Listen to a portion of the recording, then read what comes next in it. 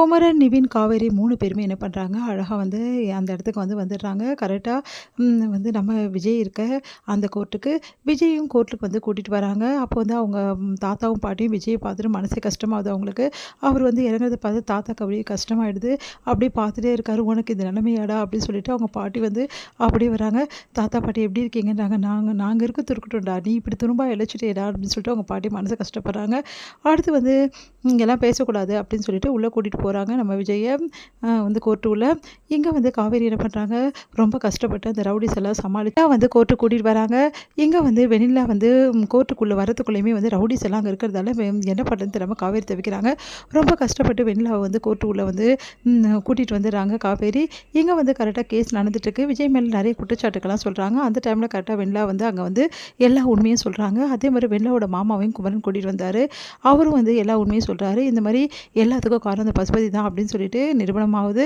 Pasupathi arrest பண்ண சொல்லி வந்து சொல்றாங்க கோர்ட்ல.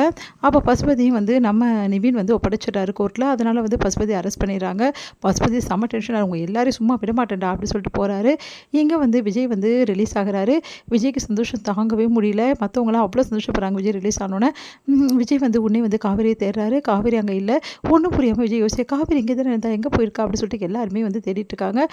வெண்ணிலா மட்டும் அமைதியா இருக்காங்க. எல்லாம் தெரிஞ்சு கூட வெண்ணிலா வந்து எதுவும் சொல்லாம அமைதியாவே இருந்துட்டு இருக்காங்க. வெண்ணிலாவ பார்த்துட்டு விஜய் வந்து "இப்ப எப்படி இருக்க வெண்ணிலா?" அப்படின்னு சொல்லிட்டு கேட்குறா. "நான் நல்லா இருக்கேன் விஜய்" அப்படின்னு சொல்றாங்க.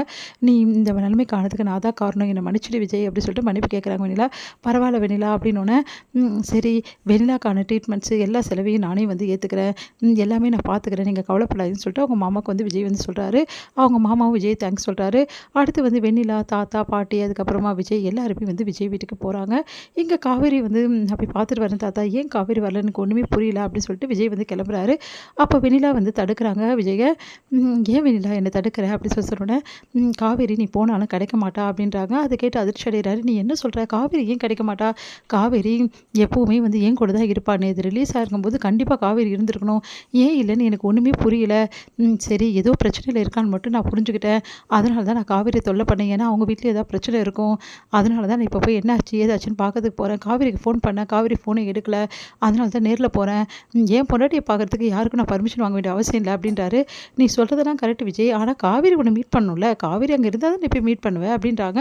அத கேட்டு ஒண்ணுமே புரியல விஜய்க்கு. "நீ என்ன சொல்ற?" அப்படின்னோனே, இதுக்கப்புறம் நீயும் நானும் நல்லா வாழணும்னு சொல்லிட்டு காவேரி உன்ன விட்டு குடுத்துட்டா எனக்கு.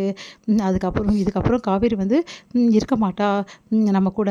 அவ வந்து நம்ம வாழ்க்கைய விட்டே போயிட்டா. இதுக்கப்புறம் நம்ம 2 பேரும் சந்தோஷமா வாழணும் விஜய்" அப்படின்றாங்க. அத கேட்டு செம்ம டென்ஷன் ஆயிடுறாரு விஜய். "நீ என்ன நினைச்சிட்டு இருக்க? உனக்கு என்ன ஆச்சு உனக்கு?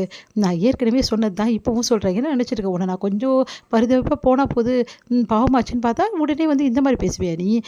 ஏற்கனவே நெறைய வாட்டி உன்ன வார்ன் பண்ணிட்டேன் வெண்ணிலா. காவேரி தான் என் பொண்டாட்டி. காவேரிக்காக தான் நான் வாழ்றேன்னு சொல்லிட்டு என் மனசு ஃபுல்லா காவேரி தான் இருக்கான்னு மறுபடியும் இந்த மாரி பேசிட்டு இருக்க" அப்படின்றாங்க. அத கேட்டுட்டு வந்து "என்னாச்சுப்பா?" அப்படின்னு சொல்லிட்டு தாத்தா, பாட்டிலாம் ஓடி வராங்க. உடனே வந்து "இங்க பாருங்க தாத்தா, இந்த பொண்ணு எப்படி பேசிட்டு இருக்கா" அப்படின்னு சொல்லிட்டு அப்படின்னோனே, "நான் உண்மைய தான் சொல்றேன். காவேரி எப்பவோ உன்ன விட்டு குடுத்துட்டா. என்ன உளறியா?" அப்படி சொல்லிட்டு சொன்னோனே, "நானா உளர்றேன்? உண்மை என்னன்னு தெரிஞ்சுக்காம இருக்க. காவேரி நீ வேணான்னு சொல்லிட்டு என்கிட்ட விட்டு குடுத்துட்டு போயிட்டா. இதுக்கப்புறம் காவேரி நம்ம வாழ்க்கையில வரமாட்டா. இதுக்கப்புறம் நம்ம 2 பேரும் சேர்ந்து வாழணும் விஜய். ப்ளீஸ் விஜய் நான் சொன்னா கேளு" அப்படின்றாங்க. அத கேட்டு செம்மையா டென்ஷன் ஆயிடுறாரு. யார் கூட சேர்ந்து வாழறது? என்ன பேச்சு பேசுற? இங்க பார், எக்காரணம் கொண்டும் சரி காவேரி தவிர என் வாழ்க்கையில யாருமே கிடையாது. காவேரி என் பொண்டாட்டி. என்னை விட்டு எங்கேயும் போமாட்டா. இப்ப கூட நானு உள்ள இருந்த வரைக்கும் காவேரி எப்படிலாம் எனக்கு துடிச்சிருக்கா தெரியுமா? இப்ப நான் வெளிய வரதுக்கு காரணமே காவேரி தான் எனக்கு நல்லாவே தெரியும். கரெக்ட் தான் விஜய். ஆனா காவேரி நீ வர்றதுக்காக என்ன பண்ணா தெரியுமா வெளிய? அப்படின்னு சொல்லிட்டு நடந்த விஷயத்த எல்லாம் வெண்ணிலா சொல்றாங்க. அத கேட்டு தூக்கி வாரி போட்டு, "நீ என்ன சொல்ற? காவேரி சத்தியம் பண்ணாளா? என்ன கேட்காம சத்தியம் பண்றதுக்கு எப்படி முடியும்? நீங்க 2 பேரும் எப்படி என் வாழ்க்கைய தீர்மானிக்க முடியும்? நான் யார் கூட இருக்கணும்னு நான் தான் தீர்மானிக்கணும். என் குழந்தைய எக்காரணம் கொண்டு யாருக்காகவும் நான் விட்டு தர மாட்டேன். என் குழந்தை எனக்கு வேணும். அத காவேரி கூட நெனச்சா கூட என் குழந்தைய என்கிட்டருந்து பறிக்க முடியாது. அந்த ரைட்ஸ் காவேரிக்கே கிடையாது. அப்போ உனக்கு என்ன எங்க வந்துச்சு?" அப்படின்னு சொல்லிட்டு கேட்குறாரு. அத கேட்டு அதிர்ச்சி அடைகிறாங்க வெண்ணிலா. "இங்க பார், யார் என்ன சொன்னாலும் அத பத்தி கவலை இல்ல.